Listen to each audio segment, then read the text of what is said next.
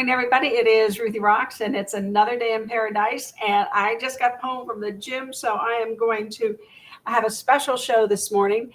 Because the interest rates drop, we're going to talk a little bit about that. And then I have a great hack for your chat GPT if you haven't gone into it yet.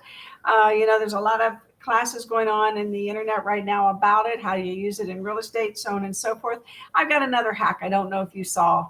So let's get started. I want to dive right into the interest rate, and one of my friends, Brian, does this show at the god awful hour in the morning, which I tend to watch him from time to time. But let's get started and watch him today, just because it's going to affect real estate. It's going to affect us. So let's see if I can get him. Nope.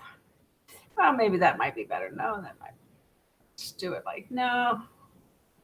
Okay, we'll watch him up there.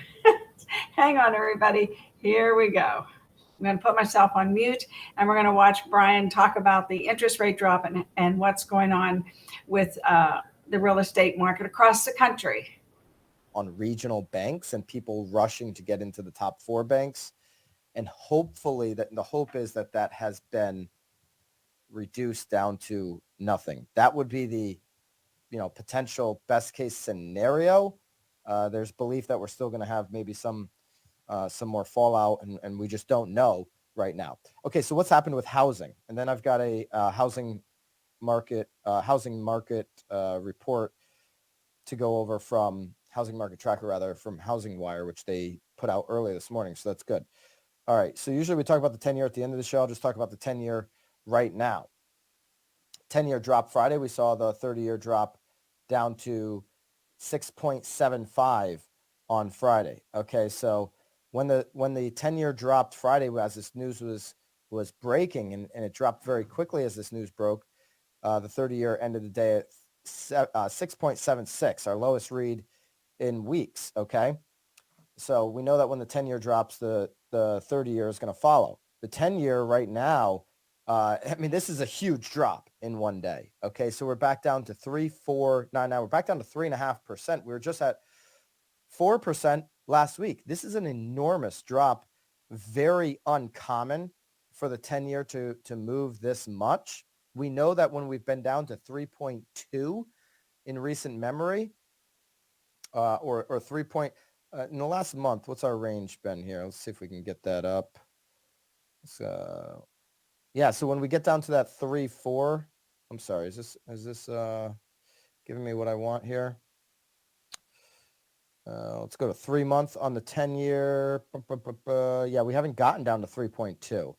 We get down to 3.2, I think we're going to hold under 6% on the 30-year. When we get down to this 3.5 number that we're at right now or below, it's been that 3.4 number, the low part 3.4, we've actually touched 6% on the 30-year fixed. So potentially today we could be at around 6% on the 30-year fixed. If I had to guess, I guessed yesterday 6.7, or Friday rather, 6.75. If I had to guess today, I'd say we're not going to get quite to 6, because that'd be a huge drop, but I could see a 0.5 point drop to 6.25. So for home shoppers or investors, today might be a day for shopping. Okay, today and tomorrow could be a day for shopping for real estate if you're using a 30-year fixed. I could see it ending up at 6.25. There's a case to be made that if it continue to drop on the 10-year today and it gets to 34, that we could be back to 6% like that. This is very uncommon. So what looks like bad for the U.S. economy could be helpful to home shoppers, as the cost of the 30-year fix could be coming down. The Fed is probably less likely to do that 50 basis point hike that we've been talking about coming in the next week, or next week or two, March 23rd. So about 10 days, week and a half. Probably less likely. This increasing of the interest rate is one of the reasons, that this happened to SVB. Okay, so less likely to do that, which means real estate could be coming into the spring market, could be getting more affordable for home shoppers that are using a mortgage. Okay, what does Housing Wire say?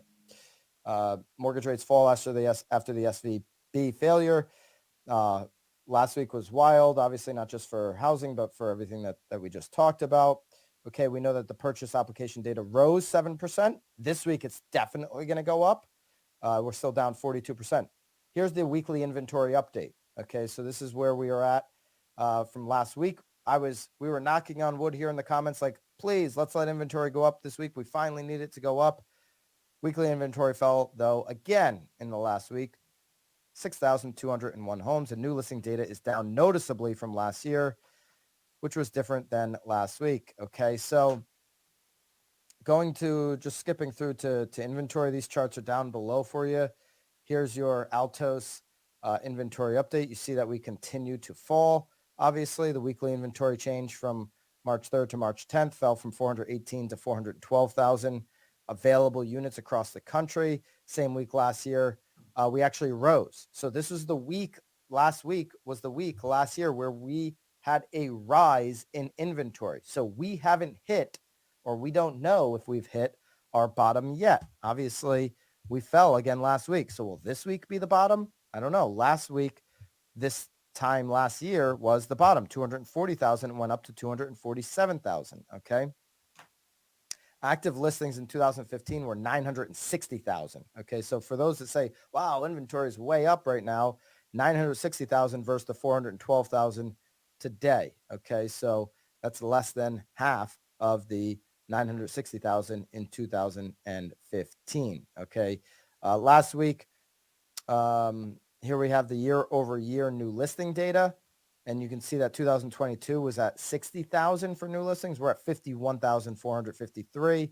You can see the black line here, well below this 2021, 2022 number. This data, coupled with where the 30-year fixed is heading right now off of the heels of this banking crisis, should be a perfect storm for a home seller right now to get out at this very, potentially beginning point of what could be a little spring run as home shoppers have some reprieve potentially from the 30-year fixed.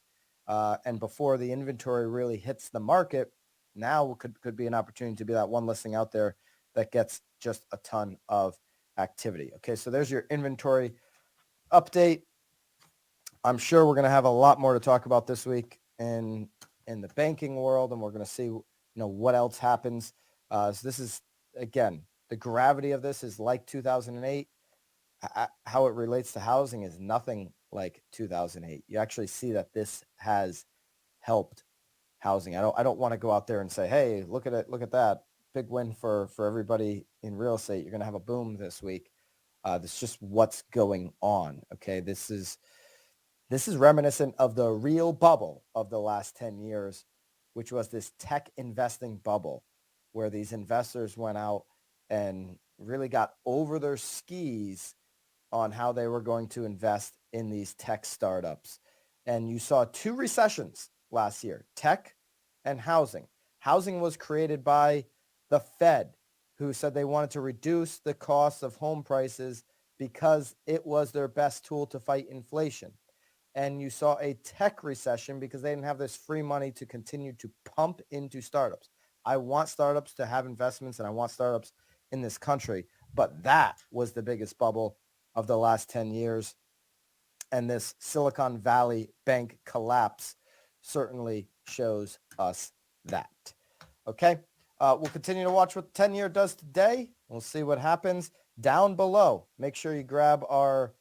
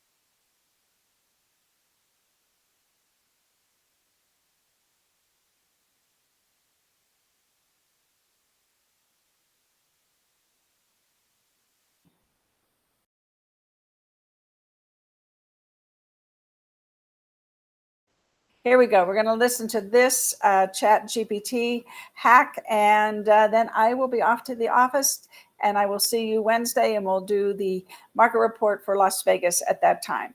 But let's get this started. ChatGPT has a browser extension that allows you to access this free AI tool from any website. So if you're on Twitter and you want a tweet idea, click the browser extension. If you come across a long blog and you just want the summary, click the browser extension.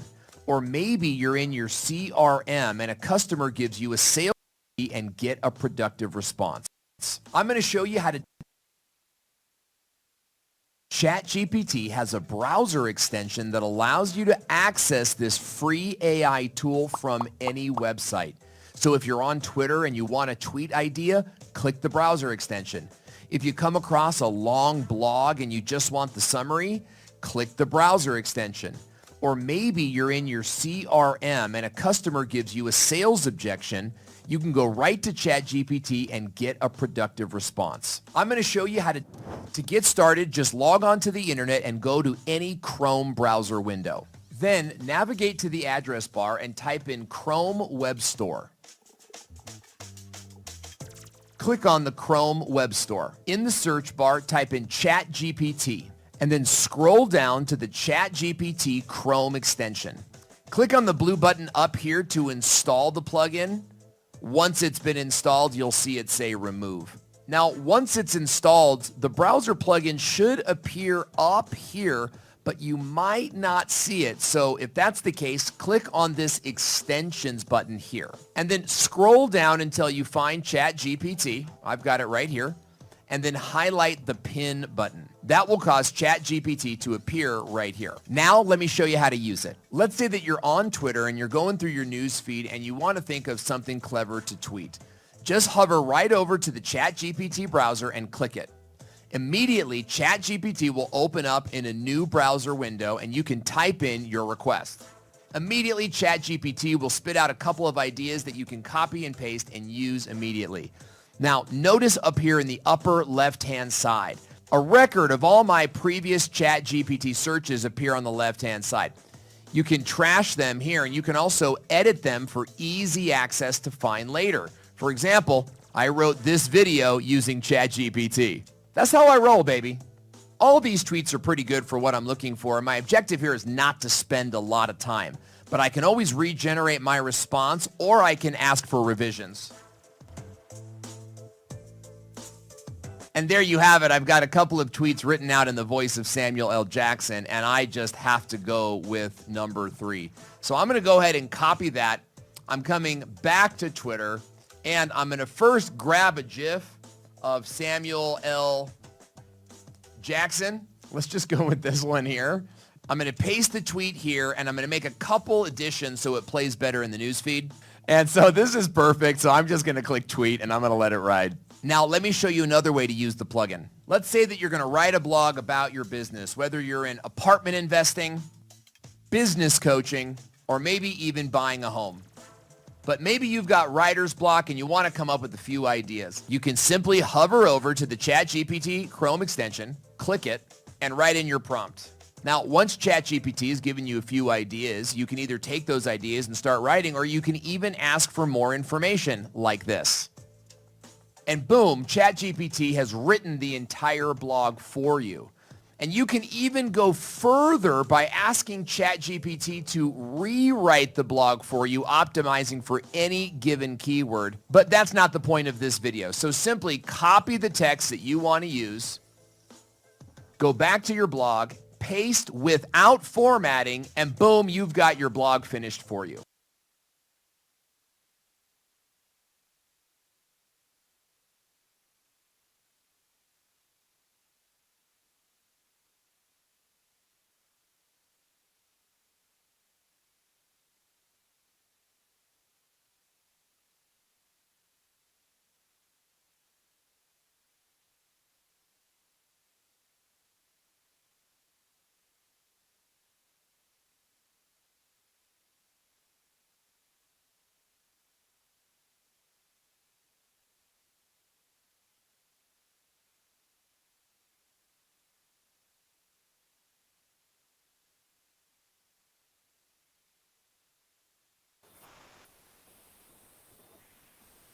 So I hope you saw that.